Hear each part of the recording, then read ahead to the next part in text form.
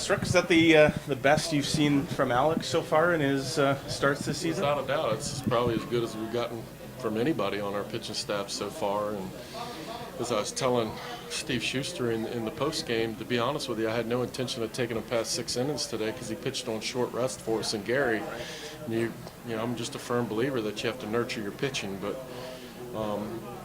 he was commanding the zone. He kept attacking all day, and one thing he didn't do is force my hand by pitching himself out of the game by losing command of the zone.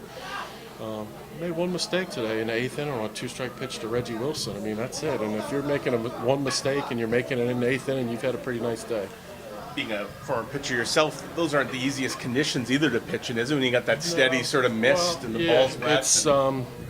It's really hard to stay comfortable and confident in your grip of the ball, and footing's always a problem because the mound's going to be muddy. And one of the biggest problems for pitchers in these situations is you just can't stay on the dirt. You're walking in the wet grass. So as soon as you walk in the wet grass, you go back up on the dirt, then you're creating more mud, and it's hard to get traction and footing. And again, to stay confident that you're able to repeat your delivery with some slippery conditions, all the more impressive. You guys are up to 13 wins now, and Victor's got saves in 11 of them. That's quite the ratio. Well, knock on wood, he's done a really good job for us in the 9th inning.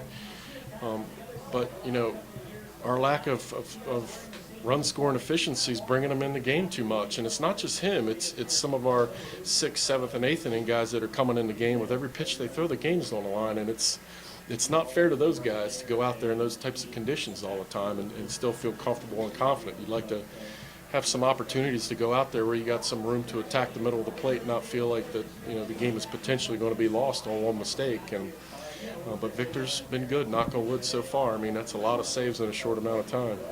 Why do you think that is? I mean, you got some playmakers here. It's just guys maybe aren't all in sync at the same time, essentially. Yeah, we're scuffling to have good, consistent quality at bats throughout the course of the game. Just up until this point, to be honest with you, it's been maybe one game that we had here against Sioux Falls where we had some ground balls find some holes where we were able to score some runs in that game, and we did the same thing in one of the Grand Prairie games. But just struggling to get consistent at-bats together, and just even something like today, like we produced with Heyman getting a 2-out double and then Matt McCann getting a 2-out base hit to center field. I mean, that's been lacking in our offense. So there's a lot of things that we need to improve on as a team. That ended up being the winning run, obviously. Just in terms of looking ahead now, what are you doing tomorrow with starting? Are you running the bullpen out there? Lanson's going to start tomorrow. He's back from Mexico, so he'll start for us tomorrow.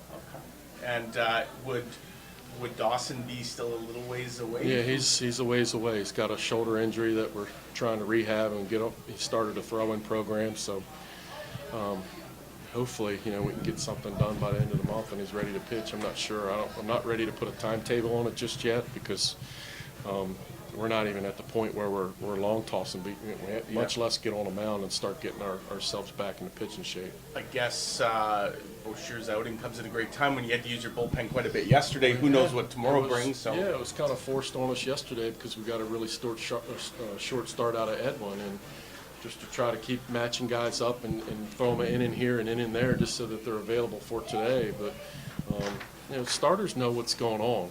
They pay attention and they know when they need to go out there, good or bad, and stay out there for 7 innings or more. They know what the team needs, and for a young pitcher, I mean, I know he's been in the league and had some success. It's pretty impressive. It couldn't have been easy conditions to pitch in, kind of a steady drizzle, and no doubt the grass is wet and whatnot, but you obviously had a really good outing. Maybe is that the most comfortable you felt on the mound so far for the Goldeyes?